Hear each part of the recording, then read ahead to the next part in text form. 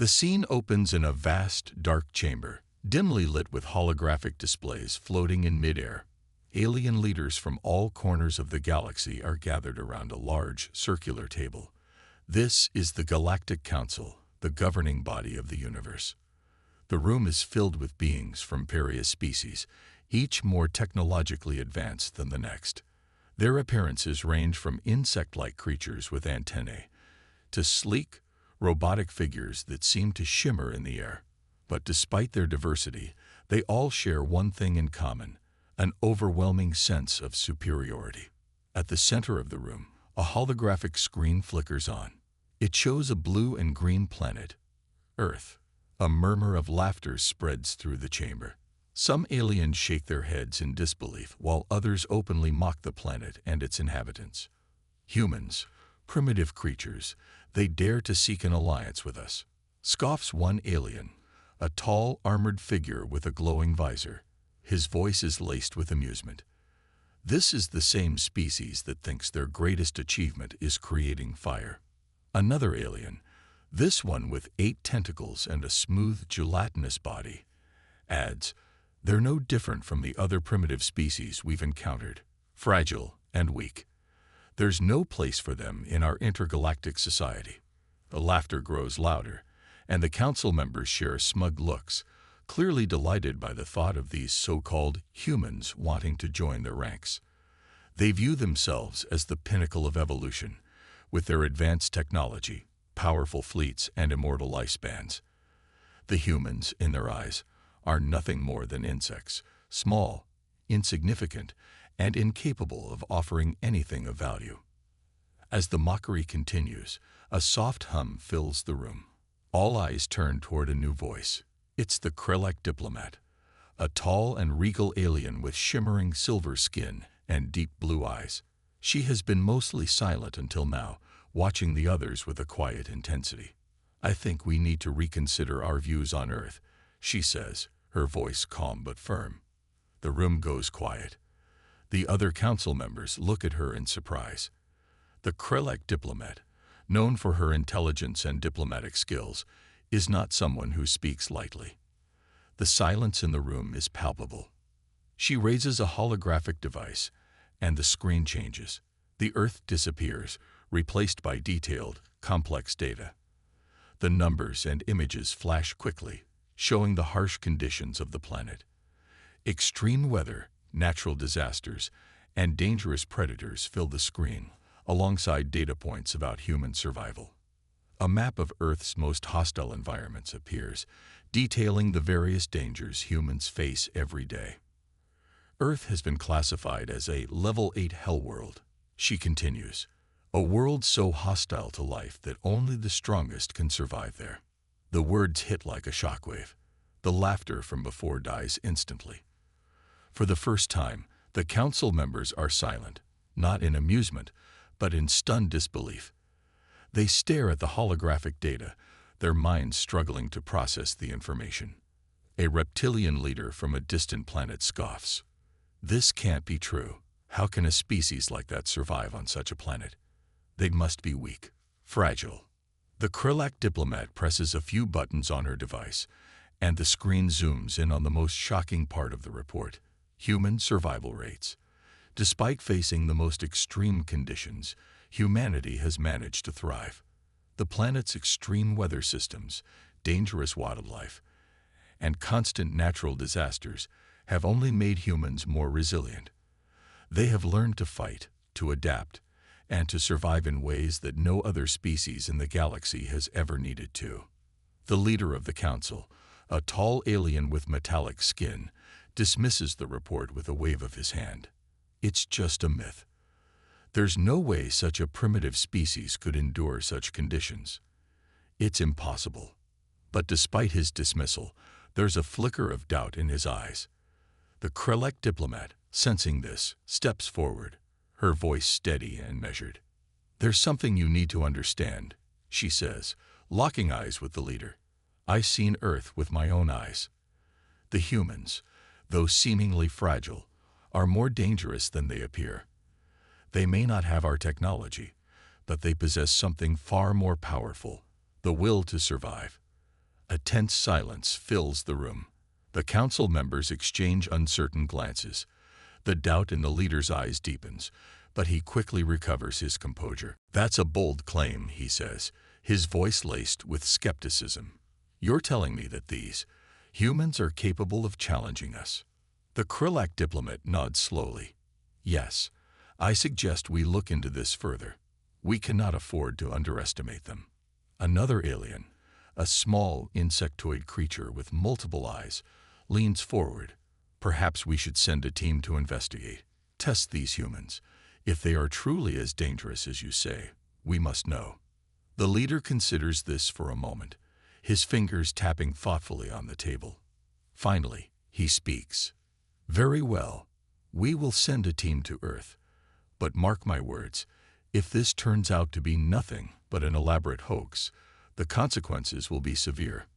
As the council agrees to send an investigative team, the Krillak diplomat stands tall, her expression unreadable. She knows that what lies ahead will either confirm her beliefs or prove that she was wrong. Either way, it will change everything. The meeting ends, and the council members file out of the chamber, their minds filled with questions. Are humans truly as dangerous as the diplomat claims, or are they nothing more than a primitive species unworthy of attention? Outside the chamber, the diplomat stands alone for a moment, gazing at the stars. She knows one thing for sure: Earth is no ordinary world, and the beings who think they can dismiss humanity will soon learn the truth. The question is, will they learn it too late? The stars shine brightly outside the windows of the Galactic Council's flagship, but within its cold, metallic halls, tension brewed. After the shocking reports about Earth's hostile environment, the Council had agreed to send a small reconnaissance team to assess the true threat level of humanity. It was the next step in understanding whether these primitive humans were indeed as dangerous as the Krillak diplomat suggested. The mission was clear: gather intel, observe the humans, and, if necessary, eliminate any potential threats. A small fleet of ships, cloaked and equipped with the latest technology, was prepared for the task. At the helm was a highly skilled team of aliens, all armed to the teeth with advanced weaponry. They were confident that their technology would easily overwhelm any human resistance. The leader of the reconnaissance team was none other than the Krillak diplomat, who had insisted on accompanying the mission personally. Her experience with Earth had given her a unique understanding of the planet's potential dangers, but even she couldn't have predicted what was about to unfold. As their ships emerged from hyperspace above Earth, the Krillak diplomat and her team surveyed the planet from orbit. The lush forests, vast oceans, and towering mountain ranges seemed peaceful from a distance. But the diplomat knew better than to be fooled by appearances. Earth was a battlefield, a deadly world where survival was a constant struggle. The reconnaissance team descended through the atmosphere, their ships cloaked to avoid detection. Their mission was simple: land, observe, and gather intelligence. They weren't expecting much resistance. After all, Earth's technology was far behind theirs.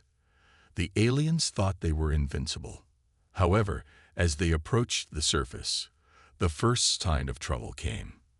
The cloaking devices of their ships began to flicker, faintly detectable by Earth's primitive radar systems. It was a small blip, but enough to raise alarms. The aliens brushed it off. Their technology was far superior. Humans couldn't possibly have the means to detect them. But they were wrong. As the team landed deep in a dense forest, the air felt charged with tension. The Krillak diplomat, along with a group of elite soldiers and AI drones, disembarked from their ships. Their advanced equipment hummed quietly, ready for action. The diplomat's eyes scanned the surroundings, the dense foliage and towering trees, creating a perfect hiding spot for any potential threats. "Stay alert," she ordered, her voice calm yet firm. "We don't know what we're dealing with here." The group moved cautiously, the soldiers scanning the area with their high-tech weapons, while the drones hovered overhead, keeping a watchful eye on the terrain. They moved through the dense forest, expecting to find only primitive wildlife, or perhaps some isolated human settlements. What they didn't expect was the first signs of resistance. In the distance, a faint noise reached their ears, rustling, the snap of twigs breaking underfoot. The Krillak diplomat held up a hand, signaling for the team to stop. The aliens crouched low, their eyes trained on the movement ahead. Slowly, the shapes of several humans came into view. They were crouched in the underbrush, watching the aliens from a distance. Their clothes were worn and torn, and they carried weapons that looked rudimentary compared to the advanced technology of the aliens. But there was something in their eyes, an intensity, a determination, that caught the Krillak diplomat off guard. These humans weren't afraid. They were prepared to fight. Captain Bonner, a tall and rugged man with graying hair and a face marked by years of combat, led the small resistance group. His soldiers were a mix of survivors, people who had endured the harsh conditions of Earth for years and had learned to adapt and fight back. They weren't just fighting for survival, they were fighting for their home. Bonner had seen it all: alien invasions, overwhelming odds, and the loss of many good men. But he never gave up, and he never let his soldiers give up. The moment Bonner saw the aliens, his instincts kicked in. They're not the first aliens to come here, and they won't be the last, he muttered under his breath, gripping his rifle tightly. We'll show them what Earth is made of. The aliens, still confident in their superiority, didn't know what to expect. The Krillak diplomat signaled to her team to approach. They were equipped with cloaking devices, AI drones that could target from miles away, and weapons capable of reducing whole cities to rubble. Surely these humans wouldn't stand a chance. But as the team advanced, things began to go wrong. The first shock came when one of the AI drones suddenly malfunctioned, its sensors flashing wildly. It had been hovering above the group, scanning the environment. The humans had spotted it.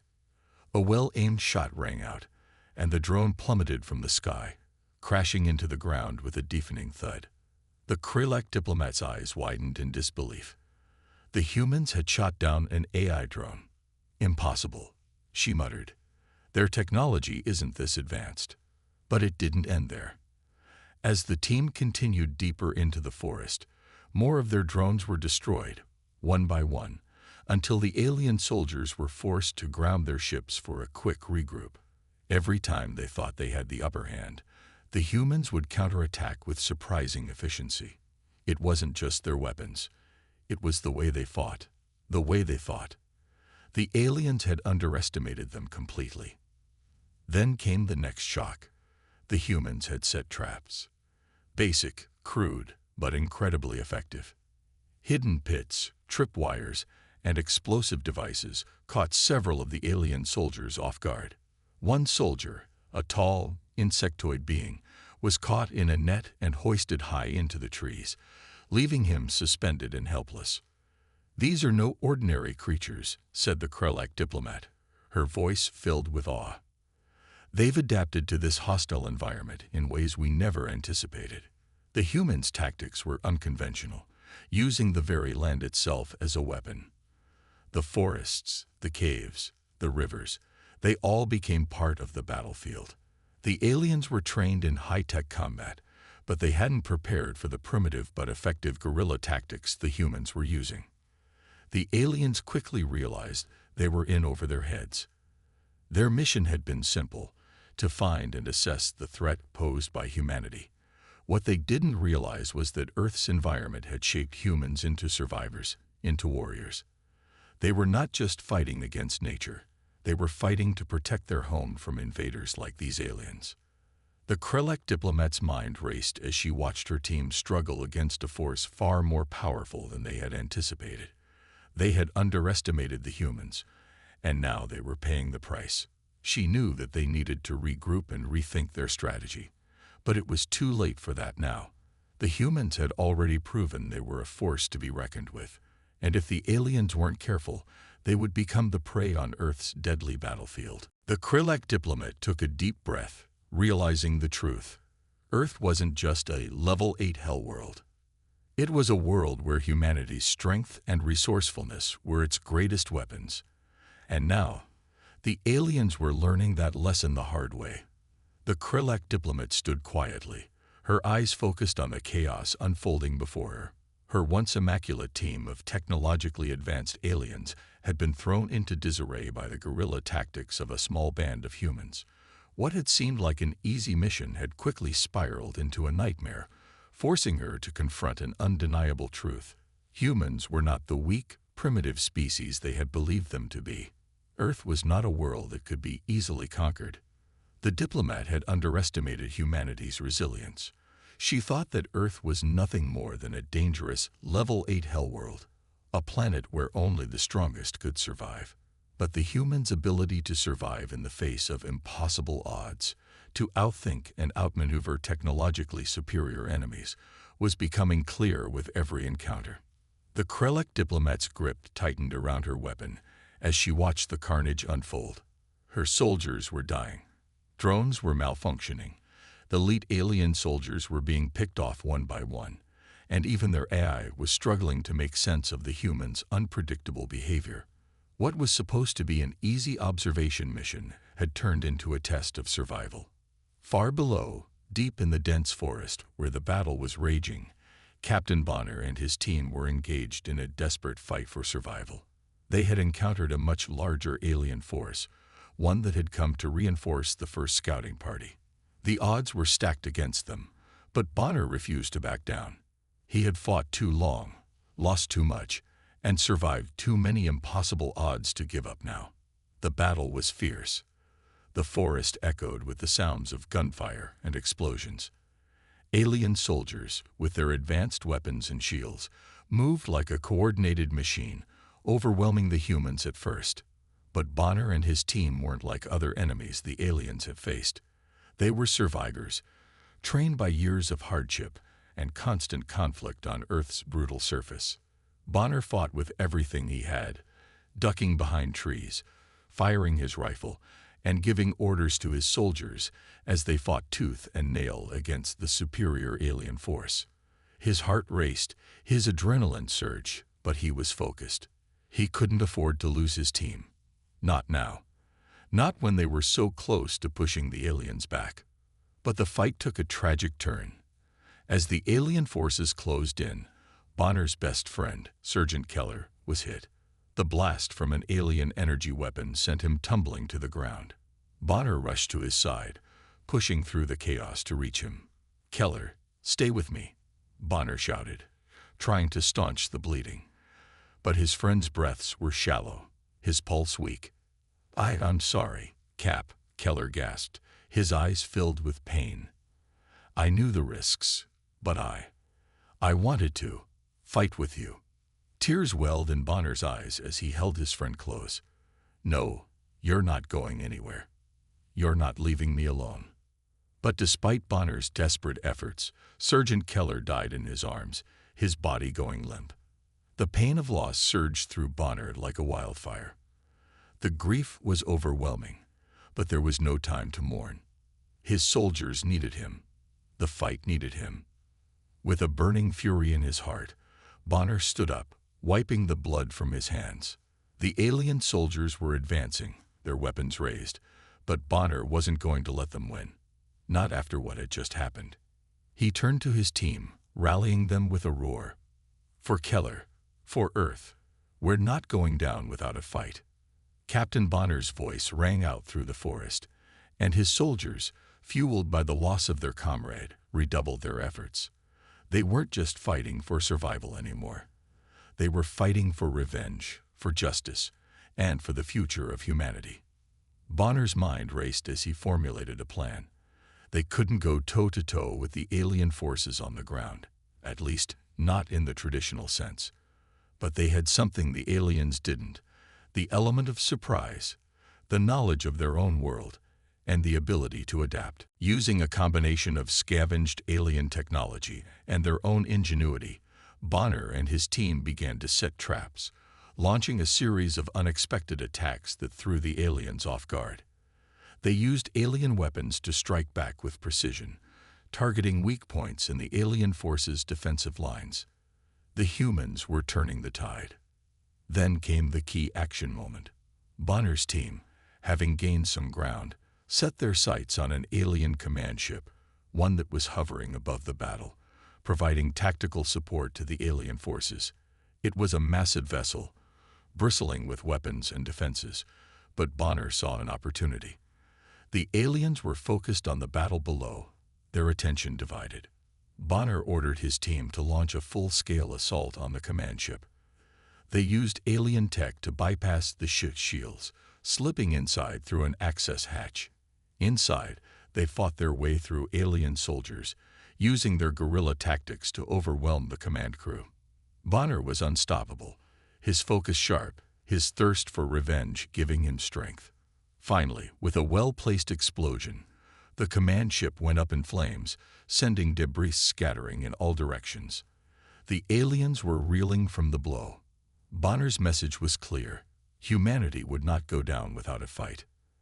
As the alien forces scrambled to regain control, Bonner and his team made their escape, leaving behind a field of destruction. The fight was far from over, but they had sent a message. Earth wasn't just a Level 8 HellWorld. It was a place where the underdog could rise up and defeat even the most technologically advanced enemies. Meanwhile, the Krelek diplomat was reeling from the unexpected turn of events. She had underestimated the humans, assuming they were nothing more than primitive beings. But what she was witnessing now was a level of resistance she hadn't thought possible. The humans weren't just fighting to survive. They were fighting with everything they had, using every trick and every advantage at their disposal. The Krelek diplomat realized that her forces had made a grave mistake. The aliens' AI systems, once confident in their predictions, began to detect irregularities in human behavior. The humans weren't predictable like the aliens had assumed. They didn't follow a simple, logical pattern. They were wild, chaotic, and resourceful. It was something that the aliens couldn't account for, something they couldn't understand. "Send for reinforcements," the Krelek diplomat ordered, her voice tight with tension. "We need to rethink our strategy. We've made a serious miscalculation." The aliens had underestimated humanity. They had thought Earth was just another world to conquer, another Level 8 HellWorld to be claimed. But what they were learning was that humans were not like any species they had encountered before. They were resilient, unpredictable, and willing to fight for their survival.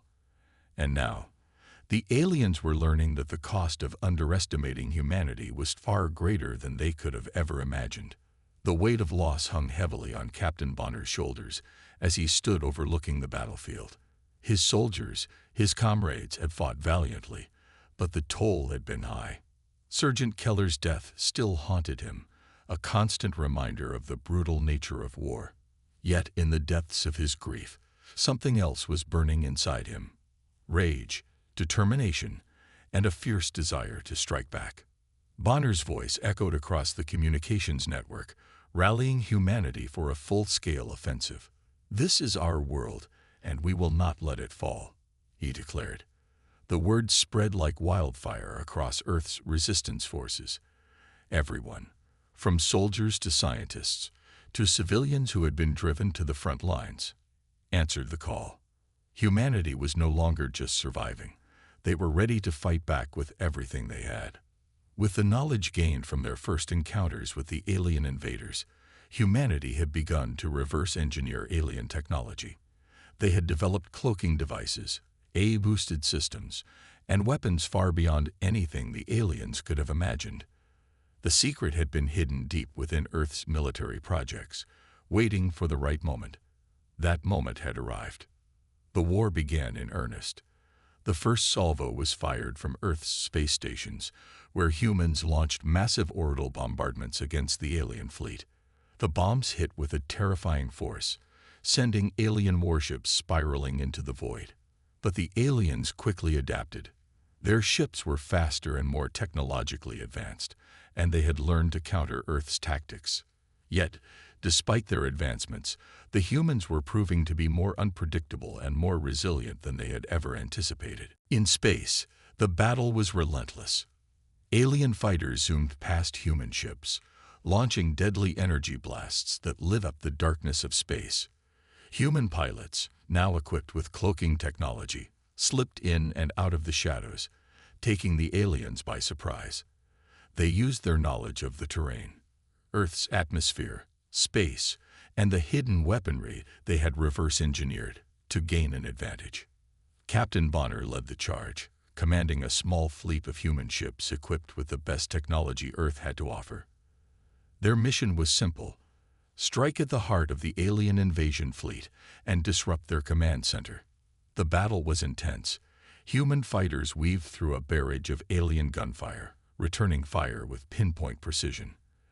Explosions lit up the sky as alien ships were torn apart, and the sound of space combat was deafening in the communication channels. As the space battles raged on, Bonner's resolve hardened. This was more than just a fight for survival. This was about revenge for every fallen soldier, every innocent life lost, and every moment Earth had spent under the shadow of alien tyranny. He wasn't just fighting for himself. He was fighting for all of humanity. The next phase of the attack saw Bonner leading a team of elite soldiers aboard an alien command ship, the heart of their invasion fleet. The ship was heavily fortified, guarded by advanced alien drones and armed soldiers with cybernetic enhancements. But Bonner's team wasn't afraid. They had a plan: use the cloaking technology to infiltrate the ship and destroy its control systems from within. The ship's corridors were dark and narrow, the air thick with tension as Bonner's team silently moved through the halls, cloaked and invisible to the enemy sensors. They encountered little resistance at first, slipping past patrols and planting explosives on critical systems. However, as they neared the central control room, they were detected. The silence was shattered by the hum of alien weaponry charging up and the sound of armored feet pounding against the metal floors. The aliens had activated their security measures. The battle inside the command ship was brutal. Bonner and his team fought tooth and nail against the cybernetically enhanced alien soldiers who were faster, stronger, and more durable than any human.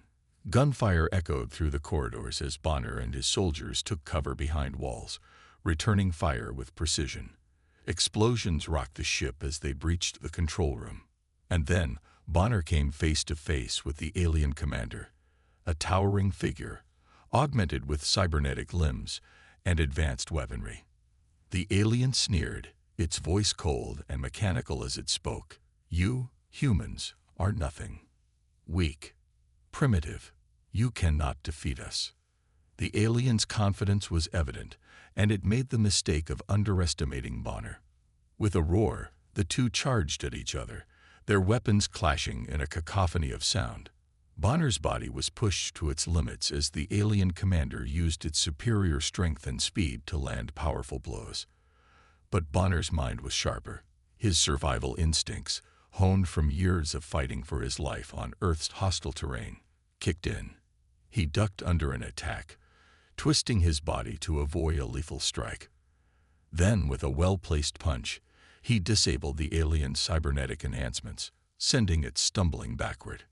The fight was far from over, but Bonner's human willpower proved stronger than the alien's technological advantage. With a final, crushing blow, he sent the commander to the floor, lifeless. The alien's superior technology had been no match for Bonner's raw determination and innovation. But the victory came at a cost. Bonner was wounded, his body battered and bruised from the intense combat. As he stood over the fallen commander, breathing heavily, he knew this was just the beginning. The alien invaders might have lost their leader, but their forces were still vast, and Earth's struggle was far from over. Back outside, the battle continued to rage. Human ships, now armed with alien tech, struck at the heart of the alien invasion fleet, taking down ships one by one. The sound of exploding alien vessels filled the air as humans, who had once been on the verge of extinction, fought back with everything they had. The tide of the war was beginning to shift. Humanity was no longer the underdog. It was a force to be reckoned with. In the chaos of the battle, Bonner managed to plant the final explosive near the core of the mothership's central AI unit. But just as he was about to activate it, a massive AI-controlled drone, larger than any they had seen, charged toward him. Its metal limbs were equipped with razor-sharp blades, and its body was nearly impervious to their gunfire. Bonner ducked as the drone swung its arm at him, narrowly avoiding the attack. His team continued to fire, but the drone's advanced technology allowed it to dodge and block their shots with terrifying precision. Bonner knew they didn't have much time. The alien fleet was closing in on Earth, and this was their only chance to stop it. Then, in a move that would forever haunt Bonner, his best soldier, Corporal Alex Rodriguez, stepped forward. Rodriguez had been with Bonner through every battle, a loyal and brave soldier who had survived countless skirmishes. But now he knew what had to be done. "Get out of here, Captain," Rodriguez shouted, his voice filled with determination. "I'll hold them off. You finish the mission." Bonner shook his head, refusing to leave his friend behind. But Rodriguez pushed him forward, his voice filled with urgency. "You're the only one who can finish this. We can't let the aliens win." With a final glance, Bonner turned and activated the explosive, setting a timer that would destroy the AI core and the mothership's command center. The countdown had begun, but as Bonner and the remaining team members fled toward the shuttle, they could hear the sounds of the battle raging behind them. The AI drones were relentless, and Rodriguez was giving his life to hold them back. Just as they reached the shuttle bay, the explosion rocked the ship. The force of the blast sent shockwaves through the hull, and the alien mothership began to tremble. Bonner's heart sank as he realized Rodriguez had not made it out. His friend, his brother-in-arms, had sacrificed himself to ensure the mission's success. With the countdown still ticking, Bonner and the survivors boarded the shuttle and launched away from the mothership. As they ascended into space, they watched in awe as the alien ship exploded in a fiery blaze, sending debris scattering into the void. The mothership was gone, its control over the invasion fleet shattered. But Bonner could only think of one thing: Rodriguez's sacrifice. The humans had won, but at a great cost. As the survivors made their way back to Earth, Bonner reflected on the sacrifice made by his friend and the thousands of others who had given their lives in this war. Their mission had succeeded. The aliens had been defeated, but humanity had paid a heavy price. The victory was bittersweet, and Bonner knew that it would take time for the wounds to heal. Yet, despite the pain, there was a sense of hope. Humanity had proven itself against the most advanced alien forces in the galaxy. They had fought back, using their ingenuity, resilience, and determination to turn the tide of war in their favor. And while the scars of this war would remain, humanity would rise again. The alien invaders were gone. The Earth was safe, and Captain Bonner, though broken and scarred, knew that the legacy of their victory would live on. Humanity had shown the galaxy that it would never back down, no matter the odds.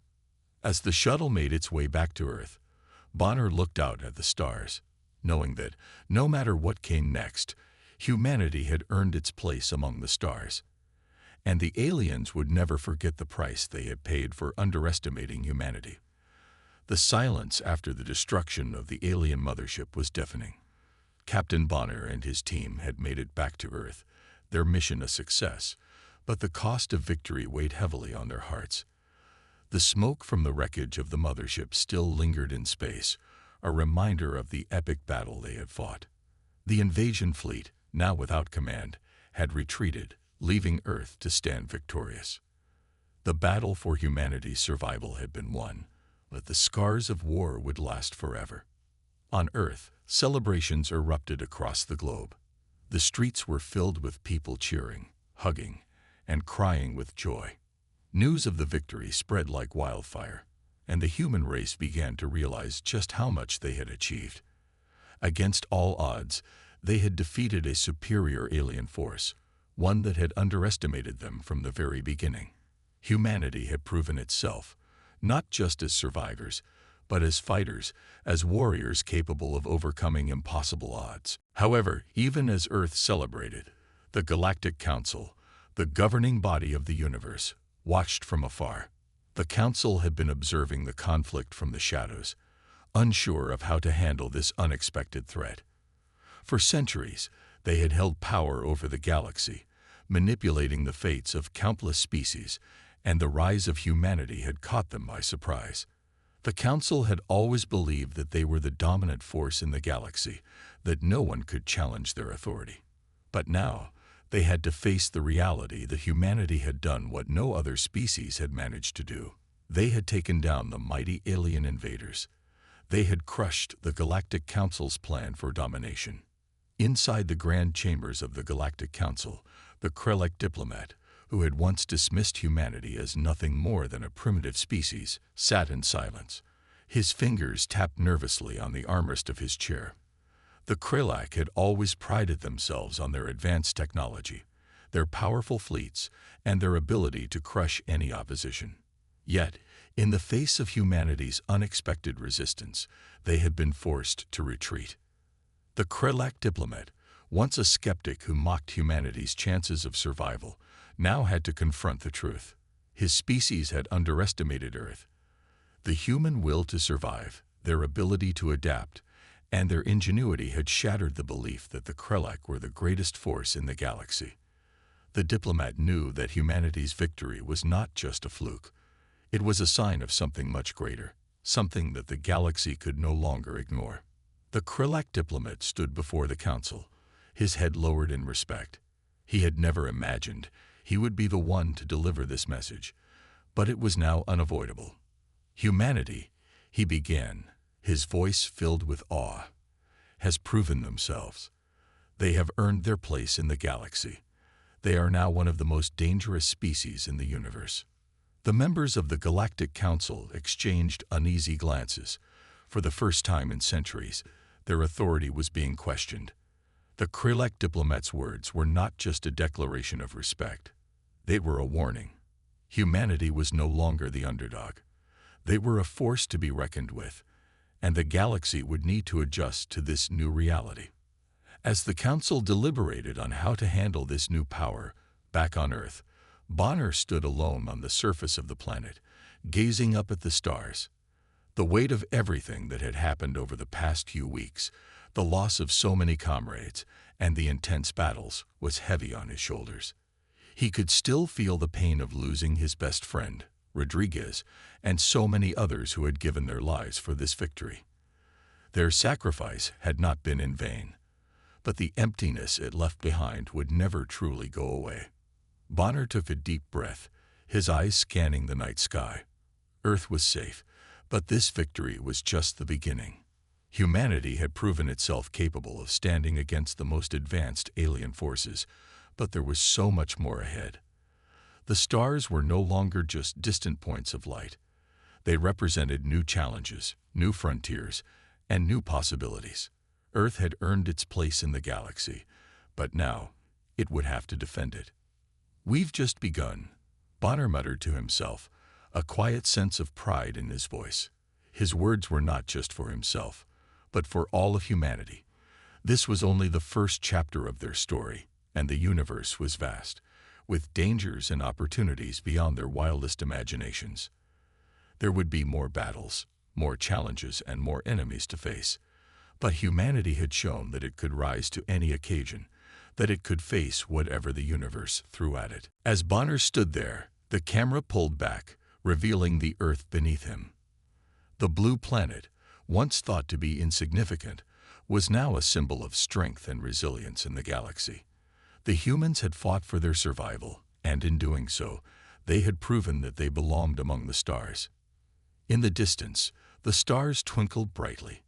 Some of them, far away, represented civilizations that were already aware of humanity's victory. Others were still oblivious, unaware of the new power that had emerged on the cosmic stage. But no matter where they were, the humans now knew that they had earned the respect of the galaxy. The Earth had been forever changed. No longer would it be a forgotten world. Humanity was ready to take its place among the stars. The battle for Earth was over, but the war for the future was just beginning. Bonner's eyes narrowed as he looked up at the night sky, determination filling his heart. He knew that this victory was only the beginning. The galaxy was vast, and there were still countless challenges ahead. But now, humanity stood as a force to be reckoned with. The Kralak diplomat had admitted it. The Galactic Council had acknowledged it. And soon, the rest of the galaxy would know the truth. Earth was no longer a weak, insignificant planet. It was a power in its own right. And the stars would never forget the price humanity had paid to prove it. As Bonner stood there, staring at the stars, the camera slowly panned away, the Earth beneath him growing smaller. But the voiceover echoed in the silence, a reminder of humanity's unbreakable spirit. We've just begun.